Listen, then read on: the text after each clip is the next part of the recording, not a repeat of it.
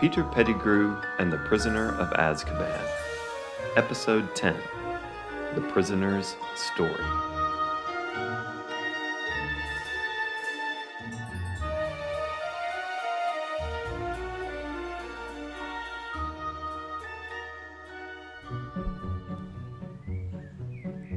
Who the fuck is George Weasley? No idea. He doesn't exist. What's that, Pete? George Weasley. He's making it up. There hasn't been a George Weasley since 1743, and that was George Artagus Weasley. He did some pretty questionable things, so the family stopped using the name. No offense, Pete, but how the hell do you know that? Oh, I've memorized the lineage of the great 28 houses through the last 500 years. Why? My mom used to give Philomena and I a galleon for every generation we memorized in each house. She said if we were going to raise the Pettigrew name to its previous social status, we should know as much about the other great 28 as possible. Didn't you do that? No. Well, assuming Wormtail is right, which, considering how fucking weird that is, he must be, who are you really? I already told you. The better question is, when am I? My brother Fred and I were born April 1st, 1978. Are you saying you're from the future? That's right, Longbottom. Fred and I ran a very successful shop in Diagon Alley after we left school. Everything was perfect, except for Voldemort. The politician? Ha! He's no politician, mate. He's pure evil. And in 1998, he and his army attacked Hogwarts. What? Why? I'll get to that, Potter. I will. Fred and I were fighting with the Resistance, defending the castle. He was with our brother Percy when one of Voldemort's Death Eaters sent a curse through the castle wall, and the explosion killed Fred on sight. Oh my! You saw it happen? Not then, no. We'd been separated. Well, anyway, we won the battle. When the war was over, I tried to move on. I even married, and we had a son. Have a son. But I never really healed. Fred was my brother, yes, but when he died, part of me died as well. I started drinking, heavily. Eventually, Angelina left and took little Freddie with her. I was alone. Then one night, I was in Nocturne Alley. Oh, spare me the look, Pettigrew. I'm no dark wizard. I just have a small gambling habit. Well, that night I was winning. Big. Well, one of the blokes I cleaned out wanted one more hand. He didn't have any galleons left, so he took off a necklace and set it in the center of the card table. It had the strangest pendant on it. Pure gold, he said. Well, he lost, and I took it.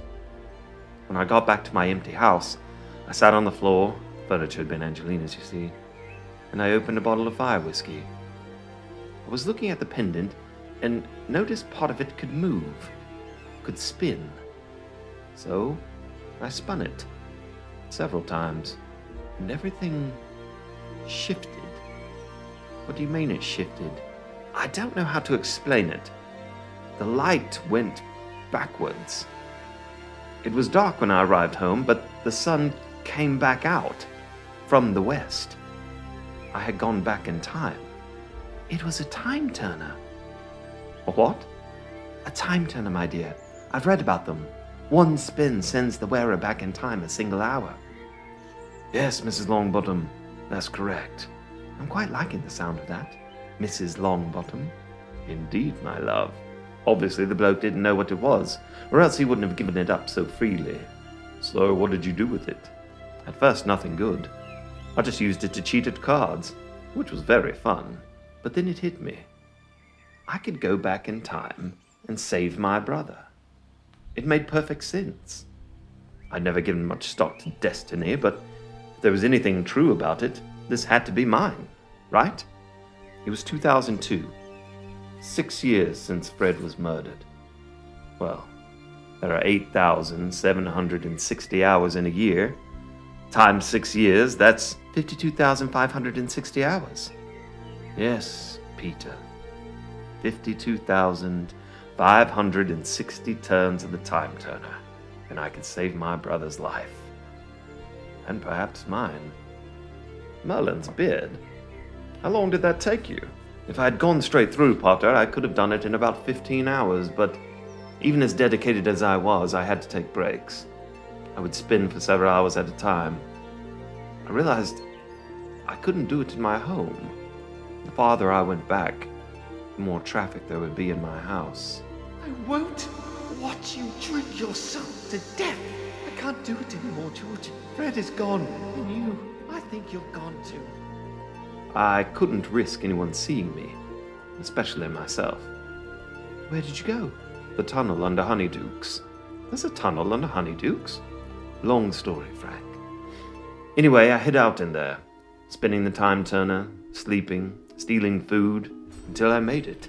I could hear the battle beginning, Voldemort's army gathering literally on top of me.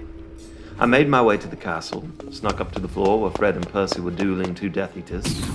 Then my younger brother Ron showed up, with Hermione and Harry. Harry?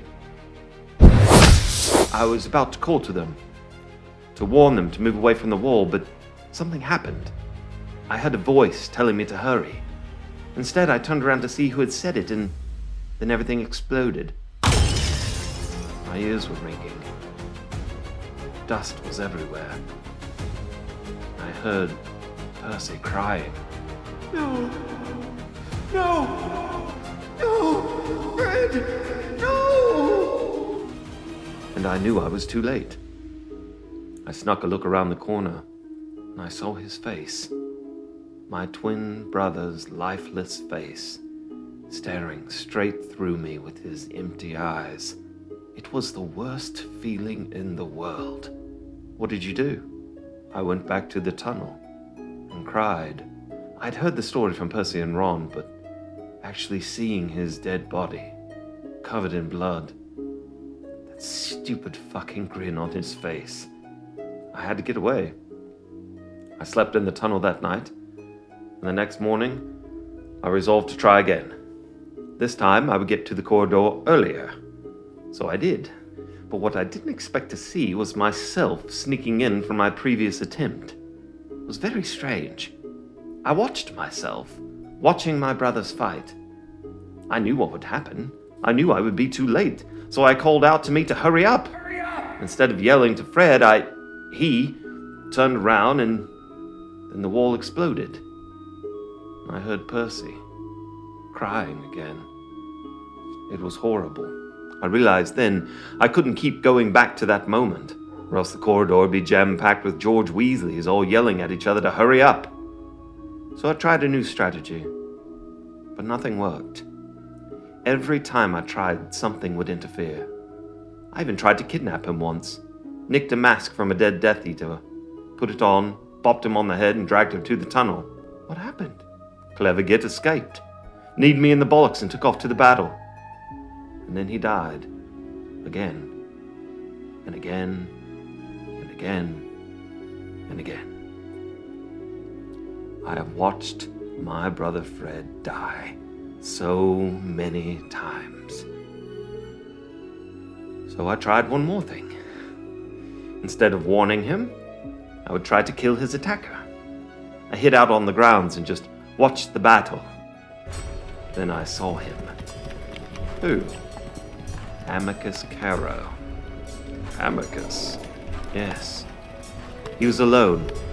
He was shooting out massive curses toward the castle, just hoping to hit someone. Then he turned to something behind him. He smiled and looked right at the part of the castle where my brothers were, fired his curse, and killed Fred again. Now I knew what I had to do. I would ambush him before he could do it. Oh dear. Don't tell me. I went back. He had just inside the tree line. I made to rush him, but I tripped, landed face first in the bushes. I thought he'd already sent the curse, but the wall was still intact. He turned around, saw me, saw where I was looking at, smiled, and threw his curse. The wall exploded, and I ran away, and kept running, playing back what I'd seen in my head over and over. It was then I realized the only reason he sent that curse which killed my brother was because of me. George, it wasn't your fault. Oh, yes.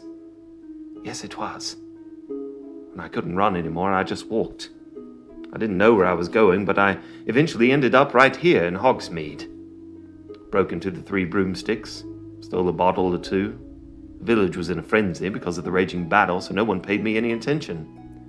Went back into the tunnel and started drinking. It was then I got the bright idea to spin the time turner as many times as I could. I thought, if I just went back far enough, back before I was even born, perhaps I would just cease to exist. My mother used to use a spell to bewitch her cookware. She would enchant her spoons to stir the pot on their own so she could do other things. So I bewitched the time turner to start spinning, and I kept drinking. I would pass out, wake up, keep it spinning, drink myself to sleep again. I must have been down there for days, when I realized I wasn't fading away after all. So I crawled out into Hogsmeade, stumbled my way into the 3 broomsticks again for another bottle. When the magical law enforcement squad picked me up, emptied my pockets, found the time turner, and sent me to Azkaban. I didn't know when I was until I saw you lot, and it dawned on me that I didn't have to kill Amicus in 1998. I could do it now, in 1976. Look, mate, I don't particularly like Amicus, but he's just a boy. He isn't guilty of murder. No, Longbottom, not yet. And if I'm successful, he never will be. George, why did Voldemort attack Hogwarts? Well, I was getting to that. I know there are rules about meddling with history, but seeing as that's what I'm literally here to do, I say, who cares? It was about Harry. Well, what have we here? Recruiting drunks for the Gryffindor Quidditch team, Potter? What do you want, Snivellus? We want him. My friends and I were just threatened with murder, so naturally we thought we would have a little fun. Looks like you've apprehended the suspect for us. Thank you for that. Potter saves the day again. How valiant. We'll take it from here. See, Remus? I told you we should have gotten Dumbledore. Yes, Pete, you were right. Fuckload of good it does us now. We picked up a few more Slytherins from Dervish and Bangs, so I think you should give him to us. Amicus, go get our mysterious new friend. Gladly. Potter, this is my chance. Take these ropes off me, please. Not a chance. You're coming with us. Expelliarmus! Confringo! Avaricadab! Stupefy!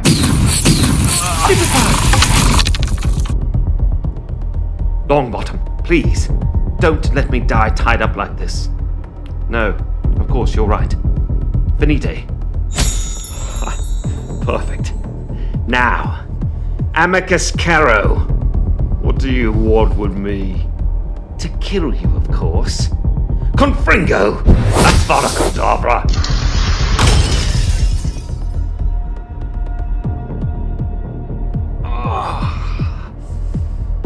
Prongs.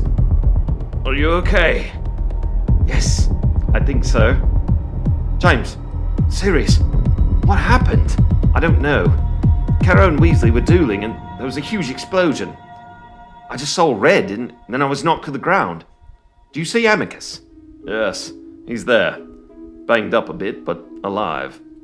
What about Weasley? He was standing right there before the explosion. You mean right there where that giant crater is? Oh, Jesus. I think that's a scrap of his shirt. Shit. He was vaporized. Hey, I'm okay. Oh, Pete, yeah, glad you're all right. Look, the Slytherins, they're running off. Perhaps we should do the same before the Aurors arrive. Let me guess. We should split up. You know, Petey, this time, let's stick together.